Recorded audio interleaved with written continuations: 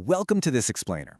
Today, we are taking a deep dive, a descent, really, straight into the starry abyss.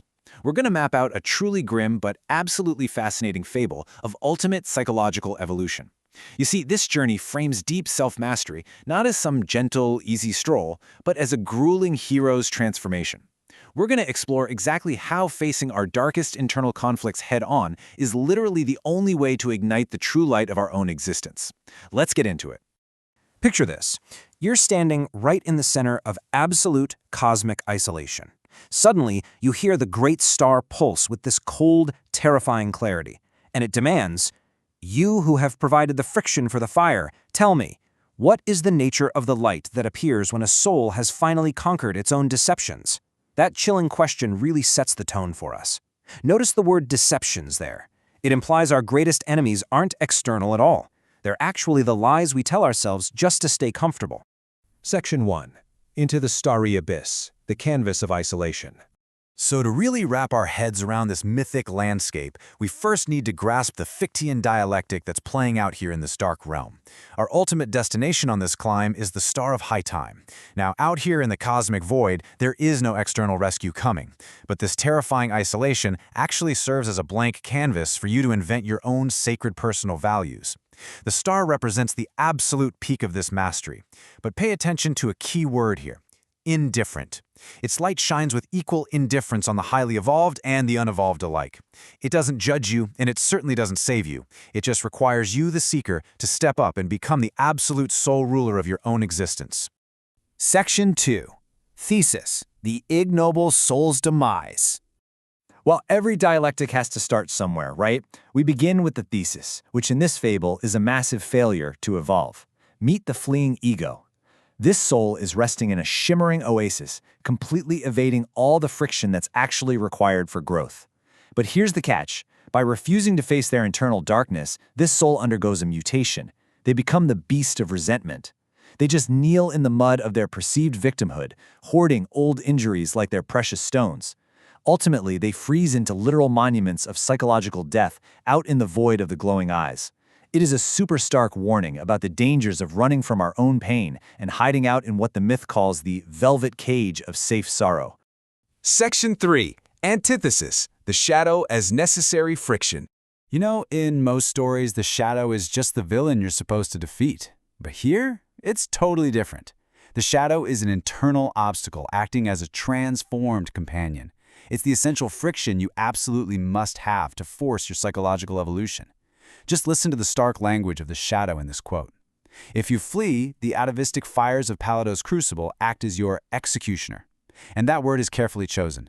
It means absolute final destruction. But if you carry the shadow, it becomes your greatest asset. And that brings us to the bone willow. This part is wild. Here, the seeker has to offer up the currency of sin and their own unvarnished malice. You don't hide your dark side, you hand it over. By doing this, the sick yellow glow of repressed malice and raw bitterness is actually transmuted into the fire of the overman. You are literally taking your own internal poison and turning it into the very fuel for your creative power. Section 4. The Climb: 5 Parables of the Star. Okay, so the climb to the summit begins with the parable of the desert anchorite. Now, philologically speaking, an anchorite is someone who totally withdraws from society. In this trial, the devil of social conformity isn't just silenced, it's fully integrated. By escaping that desperate, exhausting craving for the crowd's belonging, the seeker forges a much fiercer, self-chosen resolve. It's all about building a truly independent, unshakable mind in the silent sands. While the anchorite masters the external noise of the crowd, the parable of the mountain's embrace is all about mastering the internal self. Up in this freezing, silent cave, you don't banish the shadow of self-pity. No, instead you wrap your arms right around it. By fully accepting that weakness, the raw bitterness gets forged into a song. You're transforming self-pity into this intense, artistic creation. Building on that internal mastery, we push higher and reach the glacial forge. If the cave transforms pity, the glacier transforms abandonment. Up here on the frozen peak, the sting of loss isn't wept over. It is accepted as a necessary forge. It hardens your heart into a state of absolute self-reliance, essentially creating a protective armor against the trap of nostalgia. Now, having transcended both social and emotional pain, Our fourth trial hits us with pure existential friction, the laughter in the void. At the very highest precipice, you run into the spirit of negation, the devil of meaninglessness. But the true creator, they don't despair, they absorb it. They refuse to wait for a god's rescue. Instead, they laugh right back into the terrifying void, taking on the ultimate responsibility to invent their own sacred personal meaning. And finally, we have the mirror's truth. Notice the shared lesson across all 5 of these parables?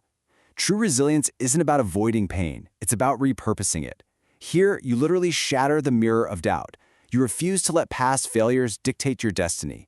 And in doing so, you reveal the incredible psychological muscles you've developed simply by carrying your shadow as a companion all the way to the summit.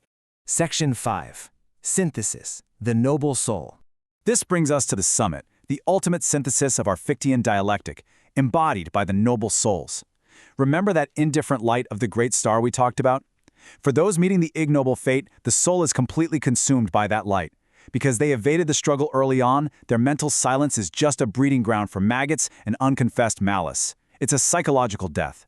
But the noble triumph, that is entirely different. The noble soul actually consumes the light. They take it in to create sacred values, achieving what the myth beautifully calls the ash of absolute truth. Section 6. Becoming the Overmen's Fire. So let's trace the complete architecture of this psychological evolution. We start way back at evasion in the velvet cage, which inevitably leads to the brutal judgment of Pallada's crucible, where the atavistic fires burn away those who refuse to grow.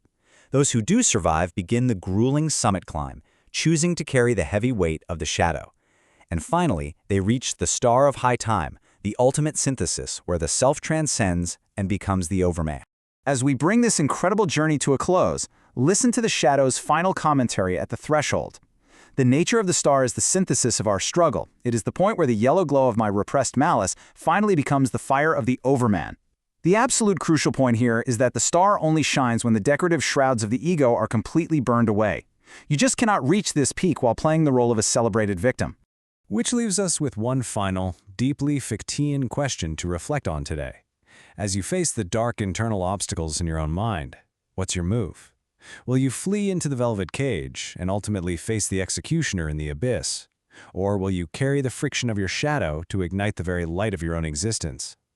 Thank you so much for exploring this profound fable with me in this explainer. Take these concepts, think them over, and see how they apply to the summit climb of your own life.